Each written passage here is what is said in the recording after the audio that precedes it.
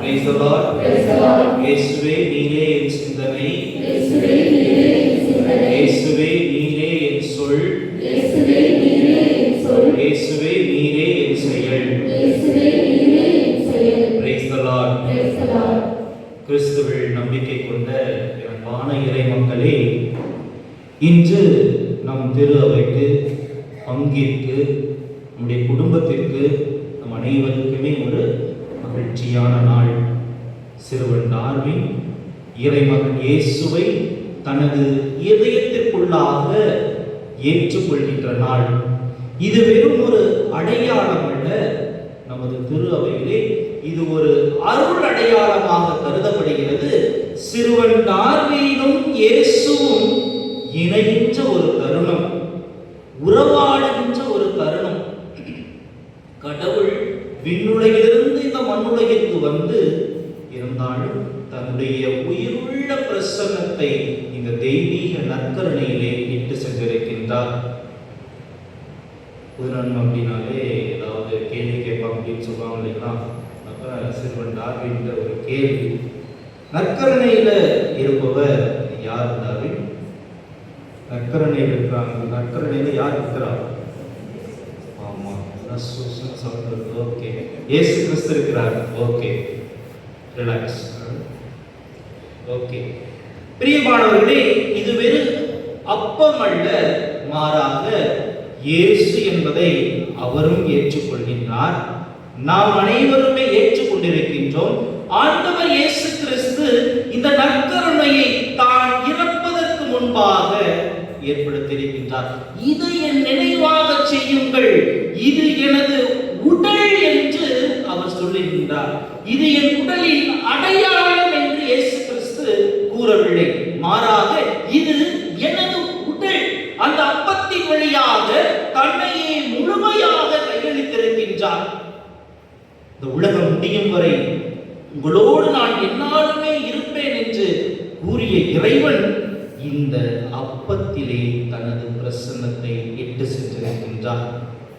இரண்டாம் உலகப் போர் நடந்த அந்த சூழலிலே ஒரு குருவானவரை சிறையிலே அடைத்திருந்தார்கள்.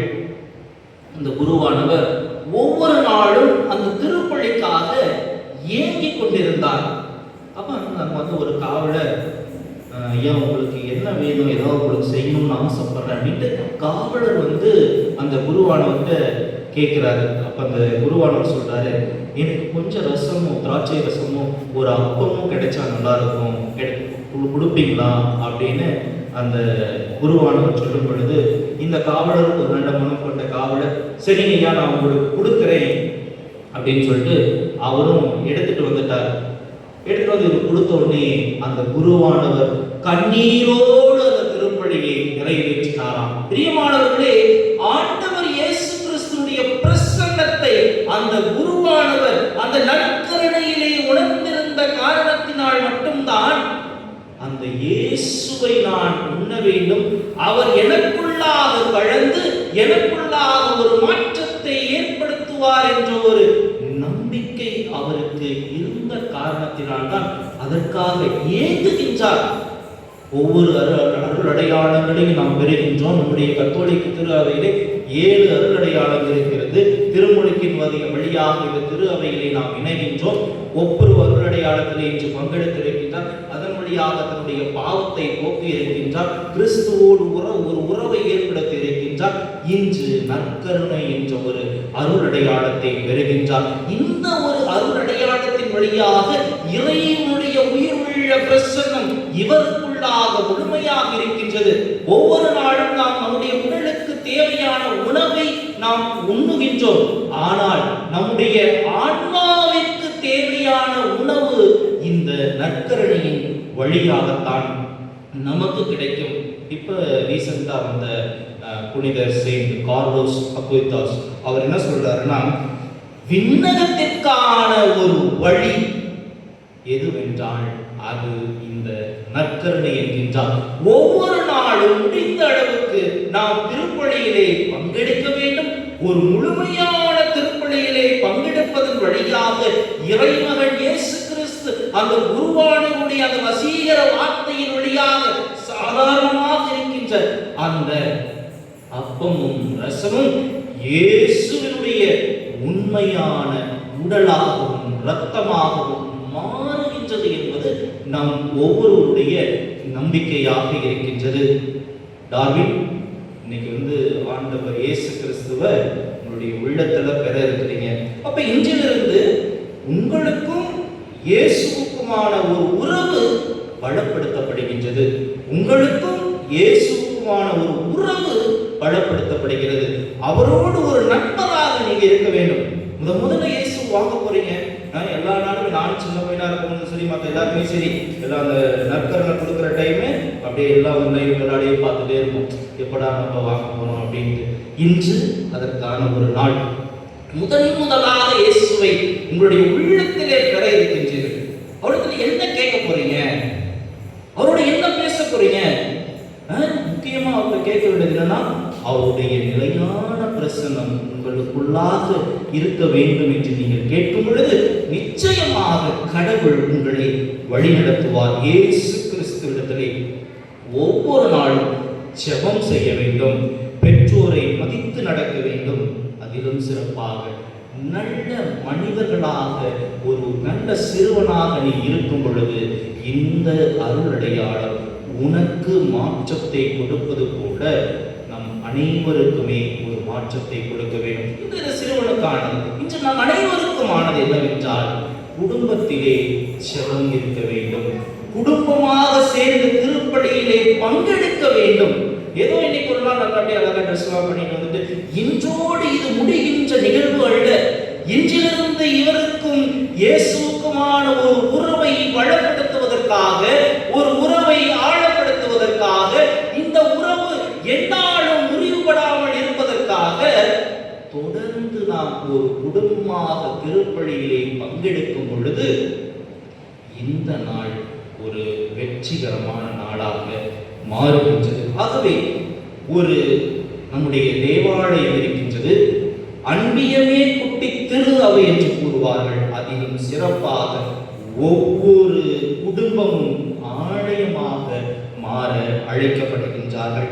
ஆகவே பிரியமான சகோதர சகோதரிகளே, இந்த ஒரு அருமையான நாளிலே இறைமகன் இயேசுவை தனது உள்ளத்துக்குள்ளாக பெறவிருக்கின்ற இந்த சிறுவன் வழியாக நாம் அன்று பெற்றுக்கொண்ட அந்த இயேசு கிறிஸ்துவை ஒவ்வொரு நாளும் திருப்பலியிலே பெறுகின்றோம். இந்த திருப்பலியிலே பெறுகின்ற இந்த ஆண்டவர் இயேசு கிறிஸ்து வெறும் சாதாரண அப்பம் என்று நாம் நினைத்திருந்தால் அதனை மறந்துவிட்டு இந்த அப்பத்தின் வழியாக ஆண்டவர் இயேசு கிறிஸ்துவின் உடலாக மாறுகின்றது. அதன் வழியாக ஏராளமான புதுமைகள் இருக்கின்றன. இன்றளவும் நடந்து கொண்டிருக்கின்றது. 8ஆம் நூற்றாண்டிலே லான்சியானோ அப்படின்ற ஒரு இடத்துல ஒரு குருவானவர் திருப்பலியை நிறைவேற்றி கொண்டிருக்கும் பொழுது குருவானவருக்கே ஒரு சந்தேகம்.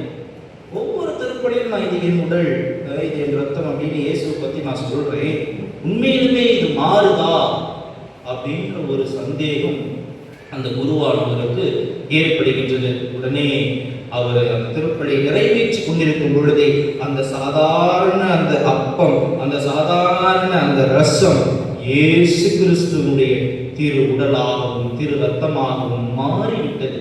அதை உடனே விஞ்ஞானிகளுக்கு எடுத்து சென்று அதை ஆராய்ச்சியாளர்களுக்கு கொடுத்து அதை ஆராய்ச்சி செய்கின்றார்கள். அதிலே கண்டுபிடிக்கப்பட்டதுதான் இது உண்மையான சதை, இது உண்மையான ரத்தம், பலரினுடைய பாவங்களுக்காக சிந்தப்பட்டது. அதிலே அவங்க அந்த விஞ்ஞானிகள் சொன்னது, பலமாக அடிப்பட்ட ஒருவருடைய சதை இது அப்படின்னு சொல்லியிருக்கிறாங்க. அப்ப அதிலும் சிறப்பாக இது ஒரு மனிதனுடைய இதய சதை என்று கூறியிருக்கின்றார்கள். பிரியமானவர்கள், இன்றளவும் அந்த அப்பம், அந்த இயேசுடைய திருவுடலும் திருரத்தமும் பாதுகாக்கப்பட்டு மக்களுடைய ஆராதனைக்காக வைக்கப்பட்டிருக்கின்றது. இந்த திருவுடலையும் திரு ரத்தத்தையும் பெறுகின்ற நாம் அனைவருமே சாதாரண மனிதர்களாக மாறவில்லை, மாறாக இயேசுடைய உடலாகவும் இரத்தமாகவும் மாறுவதற்கான ஒரு வழி நமக்கு கொடுக்கப்பட்டுள்ளது. ஒரு சில நிமிடங்கள் கண்களை மூடி இந்த சிறுவனுக்காகவும் நம் அனைவருக்காகவும் நாம் ஜெபிப்போம். அன்பு ஆண்டவரே, இந்த நாளை கொடுத்ததற்காக நமக்கு நன்றி செலுத்துகின்றோம். இந்த நாளிலே சிறுவன் டார்வினுடைய உள்ளத்திலே நீர் எழுந்தருளி வர இருக்கின்றீர். இன்று முதல் இவர் சிறுவன் டார்வின் மட்டுமல்ல, இயேசுடைய உடலாகவும் இரத்தமாகவும் இவருடைய உள்ளத்திலே கலந்தவராக நீர் இருக்கின்றீர். அன்பு ஆண்டவரே, இவரை நீர் ஆசீர்வதியும், தெய்வ பயத்திலும் ஞானத்திலும் வளரும்படியாகவும் இவருடைய எதிர்காலத்தை பாதத்திலே ஒப்படைக்கின்றேன். இந்த ஆலயத்தில் இருக்கின்ற ஒவ்வொருவரையும் நீர் ஆசீர்வதியும். எங்கள் அனைவரும் உம்முடைய அன்பு சீடர்களாக நாங்கள் மாறவும், நாங்கள் ஒவ்வொருவரும் உமக்கு ஒளியாகவும் வழியாகவும் வளமாகவும் என்றுமே இருக்க வேண்டும் என்றும், உமது பிரசன்னம் எங்களோடு என்றும் இருக்க வேண்டும் என்று எங்கள் ஆண்டவராகிய இயேசு கிறிஸ்து வழியாக உம்மை மன்றாடுகின்றோம்.